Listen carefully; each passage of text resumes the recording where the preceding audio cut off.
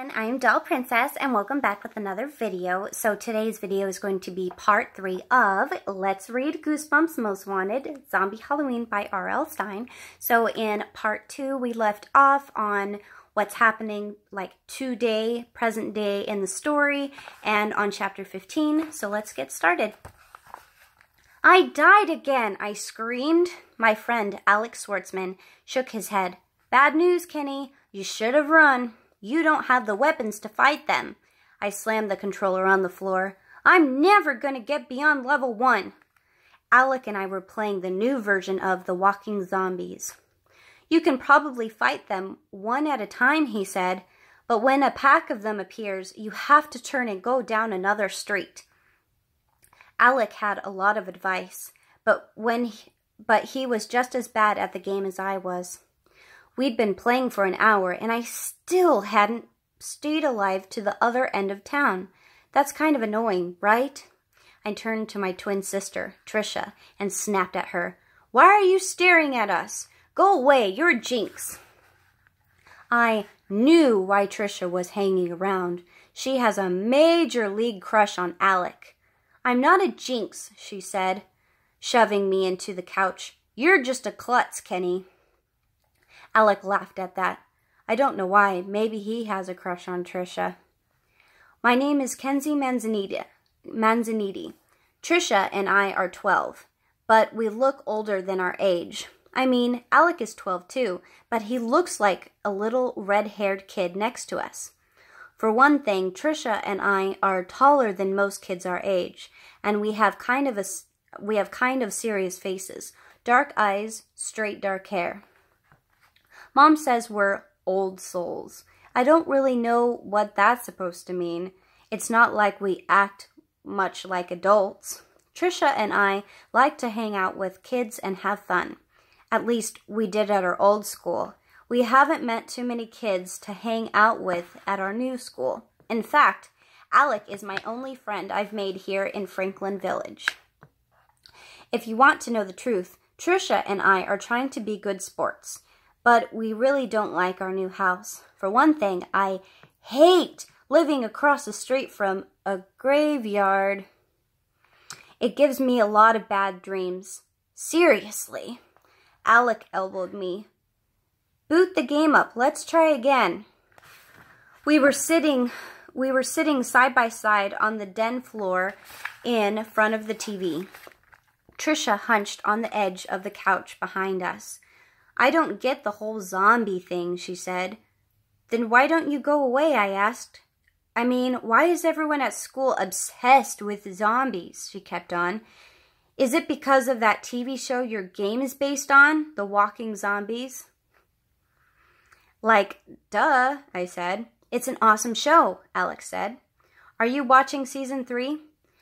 I'm only up to season 2, I said. Don't tell me what happens in the next season. Trisha laughed. What happens in the next season?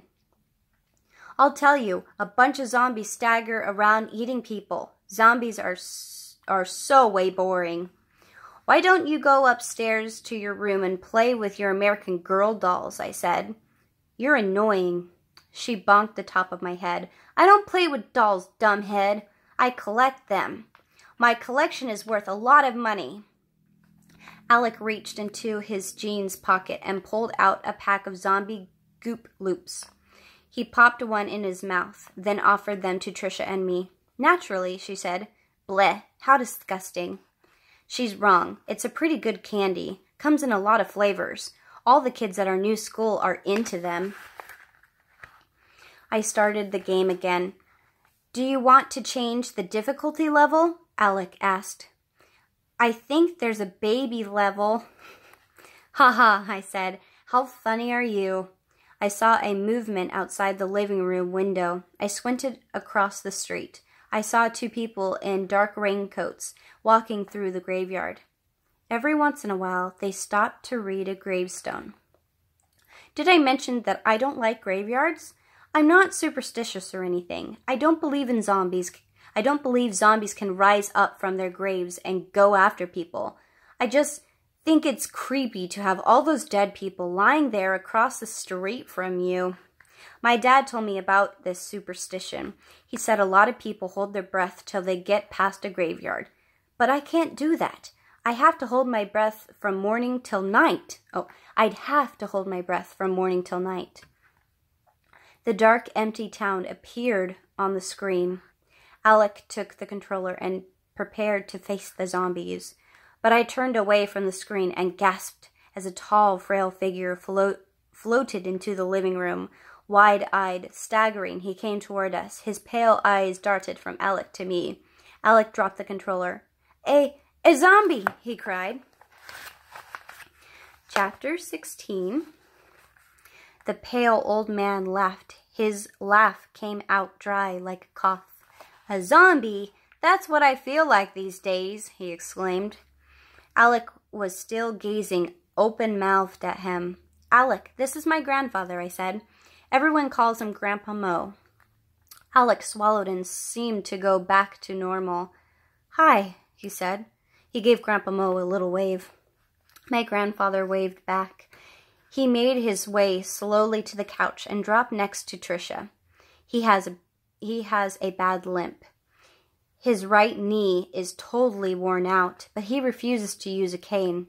He's not very strong, and he coughs a lot. He says everything on his body hurts, even his hair.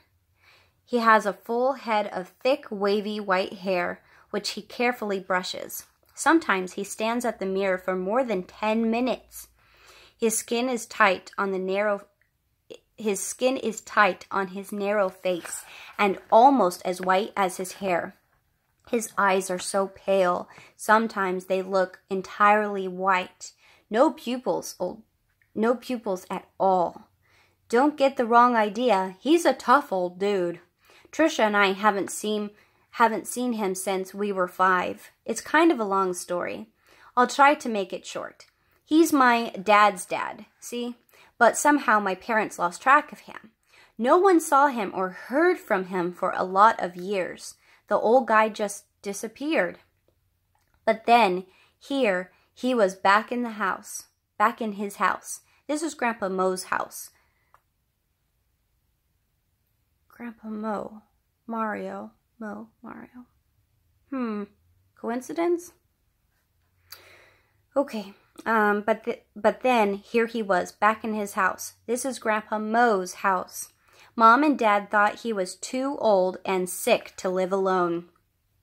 So we all moved into his house in Franklin Village. Mom teaches 3rd grade at the elementary school, and Dad is an investment manager at the bank in the next town. And now I think you know everything about us. Oh, except for one other thing about Grandpa Mo. He loves to tell zombie stories. Sometimes he says they are true. Sometimes he says he dreams them. I know he makes them all up, but I can't tell if he believes them or not.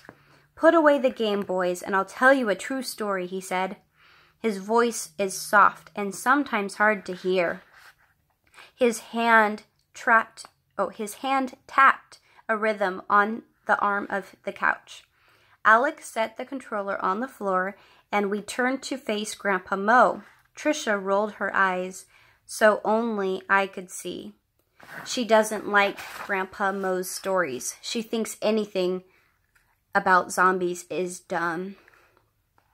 Many years ago, there was a powerful storm in Franklin Village, Grandpa Mo started. There were lightning attacks everywhere. I mean, not your normal lightning. It didn't crackle. It boomed like thunder. The lightning snapped trees in half and darted over the lawns like some kind of living creature. It started fires all over town. It smashed and crashed and exploded like the blast of 100 bombs. I squinted at Grandpa Mo. Is this really true? Were you there? It doesn't matter, he said. If I was there, I don't remember. It's hard to remember things when you're old, but I know it's true. Tricia laughed. You make up all your true stories, don't you, Grandpa Mo? The old man shook his head. He patted Tricia on the shoulder. But he didn't answer her. He continued his story. The lightning was so powerful it woke the dead in the cemetery right across the street from this house. Dead people, sleeping soundly in their graves, were roused by the attacking currents, the bolts of energy. Awakened, they climbed out of their graves. They began to walk in the storm. At first they huddled together, confused and frightened. But then they began to feel a hunger, an overwhelming hunger. They knew they had no choice. In order to survive in this new undead state, they had to eat the living. Trisha edged to the far end of the couch. Ew! Is this going to get gross? Grandpa Mo shrugged his slender shoulders. Gross? No. I think it gets frightening because it happened right across the street. Your stories are just like the TV show, Alex said. You know, the walking zombies. Grandpa Mo scratched his pale, dry skin on the side of his face. This is real. This isn't TV. He struggled to his feet. It took him a few seconds to catch his balance. It's my nap time, he said. You three keep your eyes and ears open, you hear? He limped stiffly out of the room. Alec had a blank look on his freckled face. I could see he was thinking hard. I laughed. You believed Grandpa Mo's story, didn't you? I said. He nodded. Yeah, I don't think he was kidding, Kenny. I think the story was true. I knew Alec believed in all kinds of monsters and ghosts and paranormal stuff. He says there wouldn't be so many stories about vampires and zombies and other weird creatures if they didn't really exist. I think that's kind of dumb, but he's my only friend in this new town, and he's a good guy, so I keep myself from telling him that believing in ghosts and vampires is like believing in the Tooth Fairy. Grandpa Mo is always telling zombie stories, I said. He likes to make them up. He says sometimes he dreams them, but I don't think... Trisha bumped me with her knees as she jumped off the couch. She crossed to the living room window. I saw a big truck outside, she said. She pulled the curtain aside. Hey, check it out. There's a moving van. People are moving into the house next door. Her eyes went wide. Oh, wait, she said, peering out the window. Oh, wow. Oh, wow. They're not people. They're monsters. And chapter 17. Huh? I jumped to my feet. Alec grabbed my arm and used me to pull himself up. We both went stumbling to the window. Trisha stepped back and laughed. You two idiots will believe anything. I felt my face grow hot. I was embarrassed. How could I fall for her stupid joke? All this zombie talk was messing with my mind. I stepped up beside Trisha and Alec. They had pushed the curtain aside and were staring over at the next house. I bumped Trisha out of the way. I owe you one, I said. Movers in gray uniforms were lowering furniture and big cartons off the back of a yellow and red van parked in the neighbor's driveway. We watched a long blue couch come off the truck. Two big men with shaved heads and tattoos around their necks struggled to balance in between them. I wonder who your new neighbors will be, Alex said. I hope there's a girl my age, Trisha said. It's so hard to meet friends when you move to a new school so far away from home. Everyone already knows everyone. Hey, that's why we're having the Halloween party, I said. To meet new kids. Trisha turned to me. Yeah, what about the party? You two said you'd help me plan it, so let's hear it. Where are the plans? I think it should be a zombie party, Alex said. Everyone comes dressed as a zombie. Trisha rolled her eyes. Of course you do, she said sarcastically. Can we forget you said that and talk seriously about the party? Halloween is almost here, you know. Well, this is the perfect place for a spooky Halloween party, I said. I glanced around at the gray walls, the heavy old furniture, the ragged stained carpet. It won't be too hard to make it look like a haunted house. Next door, the movers were carrying a long bookshelf into the house. It was a cool October day, but they were red-faced and sweating. Maybe we should have the party in the basement, Tricia said. You know, make it really scary. Awesome, I said. We'll keep the lights off, maybe only have candles, and hang a lot of cobwebs and creepy stuff from the ceiling. Nice, Alec chimed in, but I still think everyone should come as zombies. You could have prizes like most disgusting face or best dried blood or most undead looking. Maybe, Tricia said. Let's think about it. I could see she was starting to warm up to the idea. Maybe I could be a zombie bride, she said. You know, wear a long white dress all stained and ripped. Maybe a skeleton mask under my veil. Sweet, Alex said. Hey, where are your neighbors? Are they in the house? I haven't seen anyone over there, just the movers. We watched the guys carry stacks of cartons off the moving van. Maybe they're coming later, I said. Tricia stepped back from the window. This is getting kind of boring, she said. Wait, look, I cried. I squinted to focus my eyes on the back of the truck. Look what they're carrying into the house. Tricia pushed back between Alec and me. Oh, wow, she murmured. We watched them carefully lower a dark wooden coffin to the driveway. I don't believe it, I murmured. We didn't move. We watched the men go back into the truck. After a few seconds, they slid another coffin out, and then a third. 3 coffins going into the next door? 3 coffins going into the house next door. My eyes play tricks on me sometimes. And now we're on chapter 18. I watched the 3rd coffin disappear through the front door. My brain was spinning. Who has coffins in their house? I said. Alec crunched up his face. Dead people? Tricia shook her head. I really don't think there are dead people in those coffins. I mean, why would anyone... She stopped as Grandpa Mo lumbered back into the room. Couldn't sleep, he said. The whistling in my ears keeps me awake. He swept back his white hair with one hand. What are you looking at? You spying on someone? The neighbors, I said. The house next door. They're moving in, but... Tricia finished my sentence for me. The movers just carried 3 coffins into the house. Grandpa Mo's mouth dropped open. He staggered back a step. Coffins? I nodded. Yeah, 3 of them. Weird, huh? It's not as weird as you might imagine, Kenny, the old man said. He made his way to the window. Alec pulled the curtain a little wider. Grandpa Mo stared out at the moving van. The workers were closing the back of the truck. They seemed to be finished, he said. But we didn't see the neighbors, I said. Only the movers. Grandpa Mo squeezed my shoulder. He continued to peer out the window. That's the best way for zombies to travel, he said. No one can see them inside a coffin. Tricia groaned. Oh, come on, give us a break, she said. You're not going to start another zombie story, are you? Grandpa Mo frowned at her. You saw the coffins, didn't you? Sure, Tricia said.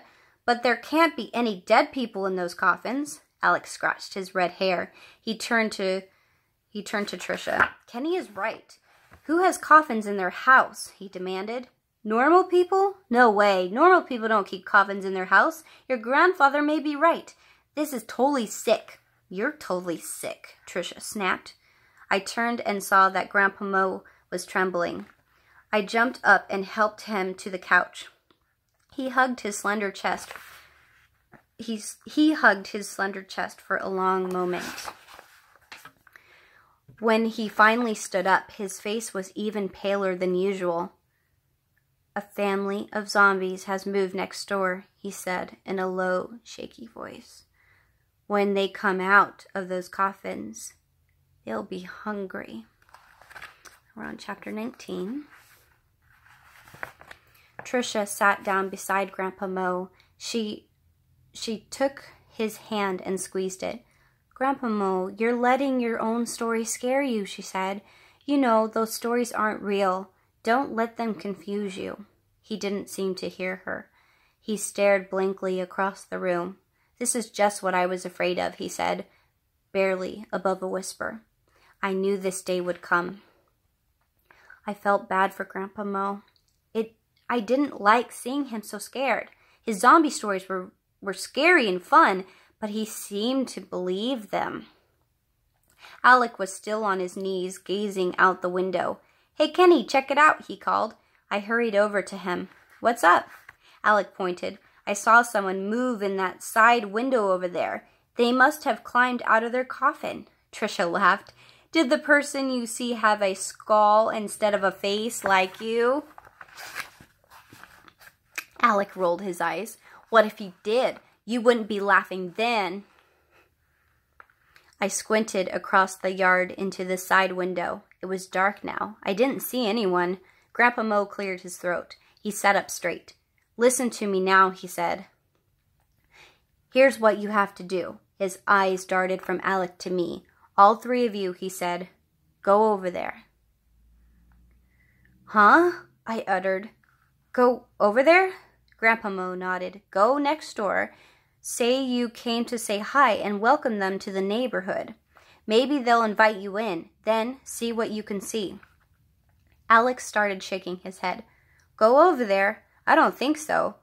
I don't want to go either, but I didn't like seeing my grandfather so terrified. If we could prove the new neighbors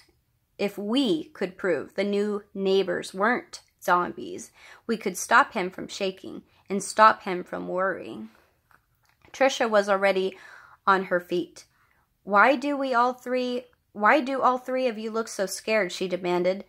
You're all zombie crazy. Get over it. She opened the front door and stepped out. Alec and I scrambled to follow her. The sun was low in the sky. I shielded my eyes with one hand and started across the front lawn to the next house. To the house next door. The movers were just pulling away. The driver waved to me as they pulled down the driveway. Across the street, the graveyard sat empty and silent. Some crows rested on a low tree branch, peering down at the rows of tombstones. We crossed the driveway and walked up to the front stoop. Kenny, Alec, stop looking like that, Trisha scolded. Smile, okay? There's nothing to be afraid of. We followed her up the stairs to the front stoop, and I knocked on the front door. We're on chapter 20. A sudden gust of wind made the brown leaves skip and dance across the front yard. In the graveyard, I saw the bare trees tremble. I heard someone moving around inside the house, but no one answered the door. Let's go, Alex stammered. I really don't like this. Trisha stomped on his foot. Alec cried out, Why'd you do that? That was a reality check, she said. There aren't any zombies in this house. I knew Trisha had a crush on Alec, but she had a strange way of showing it. I think she really was totally fed up with the whole zombie talk. Finally, I heard the lock click on the other side of the front door. On the other side of the front door. The door pulled open slowly. A boy stuck his head out. He had thick brown hair that fell down his forehead. He had olive green eyes. His face was pale. Hi, he said. He studied the three of us. Then he pulled the door open a little bit more and stepped out on the front stoop. We backed up to make room for him. He was very thin and shorter than Trisha and me. He wore a black sweatshirt pulled down over thin-legged black jeans. He didn't smile. His face was pretty much blank. Trisha and I live next door, I said, pointing to Grandpa Mo's house. I'm Kenny, and this is my friend Alec. The kid nodded. I figured he was about our age. Hi, he said again. We saw the moving truck, Alec told him, but we didn't see anyone from your family. We came earlier, he said. My name is Trevor. His eyes went to the graveyard. You ever go over there? Sometimes. Trisha answered. It's kind of interesting. Some of the gravestones are really old. It's a little creepy living across from a graveyard, I said. Not really, Trevor replied. Weird answer. I struggled to see inside the house, but the door was only open to a crack, and Trevor was blocking my view. We just moved in too, I said. That's my grandfather's house. Trevor nodded, but he didn't say anything. This was getting awkward. I began to think he was really shy. He was so pale and quiet. He had his hands jammed into his jean pockets. Are you going to go to our school? Trisha asked. Franklin Village Middle School? He shook his head. No, my parents said I'm going to go to a private school. Where? Alec asked. Trevor shrugged. Beats me. I peered over his head. I could see the living room behind him. I almost lost it when I saw the 3 coffins, and they were lined up in the middle of the living room. Did the lid of the middle coffin move? No, I'm seeing things. I lowered my gaze and saw Trevor watching me. He knew that I was staring into his house. I've got to help my parents unpack, he said. He backed into the house, blocking my view. We just wanted to say hi, Trisha said. Thanks, Trevor replied. See you. He slipped inside and closed the door quietly behind him. I heard the lock click on the other side of the door. Totally weird, Alec whispered. And awkward, huh? My throat is getting really dry. The 3 of us didn't move. We stood there, blinking and thinking hard. And then I heard a long, low moan inside the house and a woman's voice, a hoarse, raspy voice. I could hear her clearly through the door. She said, Keep unpacking, Trevor. Don't worry, we'll find some food soon. And we'll leave off on chapter 21. My video is coming towards the highest level capacity that it will be able to tape. And my throat's getting really dry anyway, so I'm going to get a glass of water. And I will see you guys in the next video when I will be filming part 4 of Let's Read Goosebumps Most Wanted Zombie Halloween. Thank you, and you guys have a wonderful day. Bye.